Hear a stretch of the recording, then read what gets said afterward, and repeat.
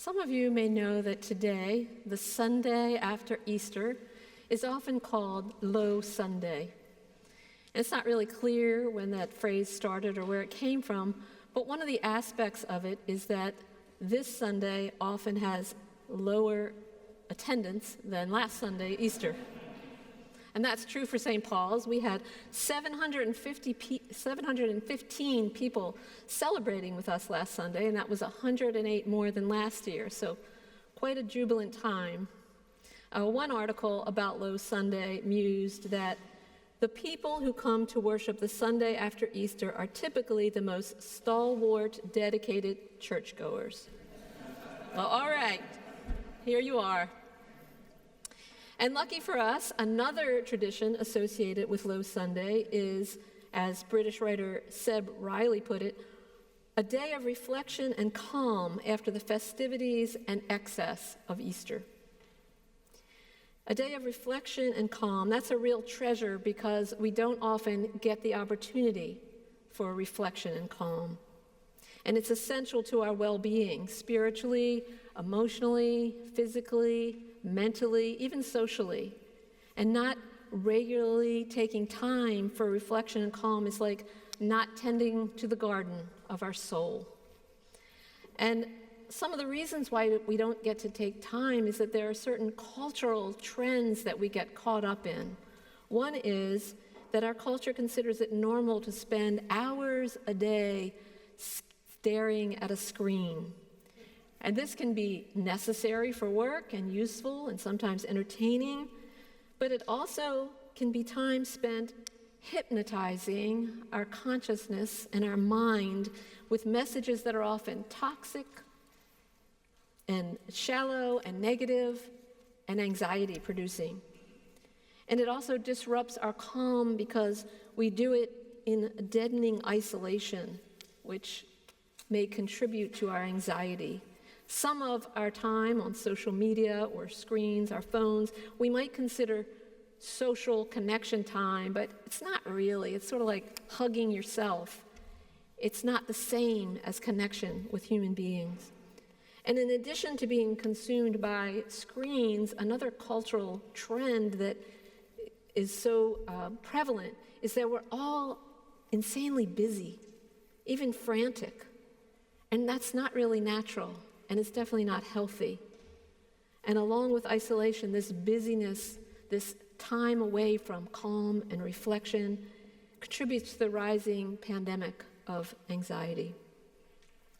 I once interviewed poet Billy Collins, who at the time was the U.S. Poet Laureate, and he was traveling a lot on speaking engagements, and I asked him, what is the hardest thing about being on the road all the time?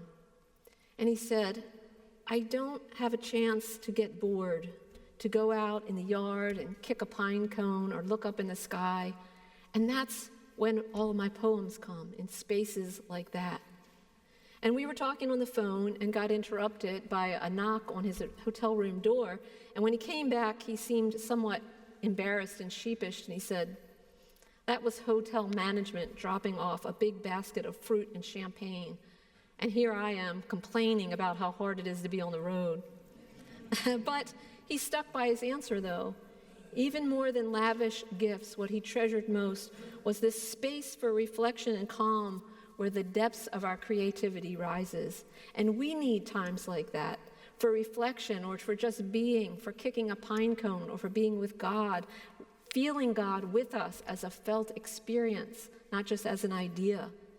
Time not only for our creative depths, but from the depths of our heart and our soul and our deepest connection with truth. So, stalwart, dedicated churchgoers of Low Sunday, I'd like to offer us two opportunities for reflection today. The first about our own experience, and the second about believing, the theme of our gospel. So I invite you all to reflect on your experiences of Lent this year, of Holy Week services that you attended. As you reflect on these things, you can receive them more deeply. Maybe you felt your heart lifted by a hymn or a prayer or in affection or gratitude for someone. Maybe you felt times of intimacy with God or calm or an insight. Or maybe you felt some grief or sadness and some tears that needed to be shed. Or you felt comfort in those things. Or maybe you felt jubilation and excitement. By thinking about this, it helps you to root more deeply in this sermon, to bring a personal experience to mind. Calling these experiences to mind, we can integrate them and relive the power of them, thinking about them, be nourished by them today or throughout the week or for a lifetime for some experiences. And out of these reflections of our sacred experiences, gratitude arises. And not just gratitude as an idea, but gratitude as a life-giving energy that lightens our being and helps align us with the holy.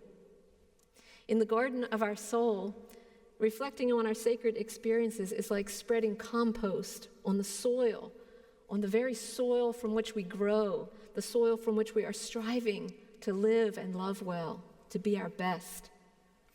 By not taking time to reflect on our experiences, it's like receiving gifts, but never using them, and never thanking the giver. Low Sunday is also sometimes called Doubting Thomas Sunday, because this is always the gospel. The story is only in John's gospel, and John's gospel has a strong focus on believing. The word believe appears 98 times in the Gospel of John, as opposed to 35 in all of the other three Gospels combined. So let's reflect on believing for a moment. The Greek word used in the Gospel for believe is pisteuo, and it means something more than just to have a mental agreement to an idea or a concept, as it typically means in English.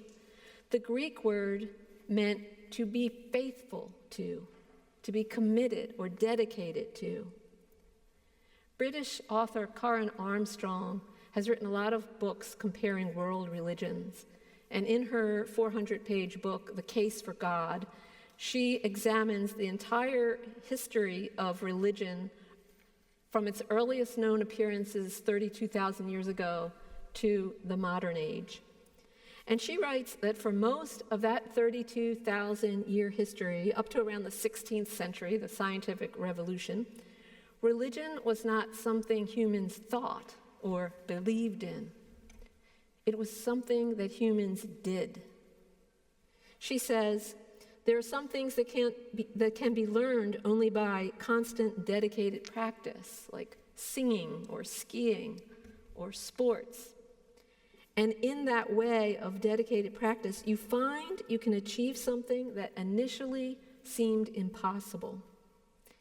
In the case of religion, she says, the practice involves a knack for ecstasis, meaning to step outside of oneself, to step outside of who we think we are, to experience the sacred. She said, people who acquired this knack discovered a transcendent dimension of life that was not simply an external reality out there to believe in, but was identical with the deepest level of their being. They discovered a transcendent dimension of life that was not out there, but was identical with the deepest level of their being. This precisely describes surrendering to Christ. Not believing in some concept, but imitating Christ, being faithful and committed to Christ's way of life. I've heard it said that Jesus was not trying to teach people new ideas, but to bring about a shift in consciousness. Richard Rohr, an American Franciscan priest, said, rather than making dogmatic statements about how to get into heaven, Jesus modeled and taught how to live on earth in a loving way. And Jesus said that this indeed was heaven. So that's my reflection on believing. And I'd also like to mention that I read that some churches have instituted for Low Sunday a day of holy humor, a time to lighten up. doing silly things like wearing masks or having, as part of the sermon, people stand up and tell a joke. So I'd like to invite you to, no, I'm just kidding. But I do believe lightness and humor is a perfect companion for cultivating reflection and calm. And the poems of Billy Collins, who I mentioned, are often humorous and lighthearted, with a twist of subtle wisdom thrown in. So I'd like to just add and read to you one of his poems, and I'll let you figure out what the wisdom is. This is called The Embrace. You know the parlor trick. Wrap your arms around your whole body, and from the back it looks like someone is embracing you. Her hands grasping your shirt, her fingernails teasing your neck. From the front, it's another story. You never looked so alone. Your crossed elbows and screwy grin. You could be waiting for a tailor to fit you with a straitjacket, one that would hold you really tight.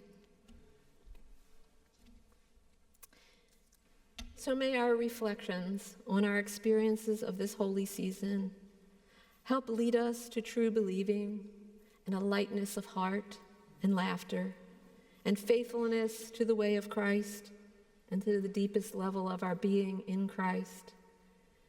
And from that place, may we pour out love on one another and on this hurting and frightened world. Alleluia.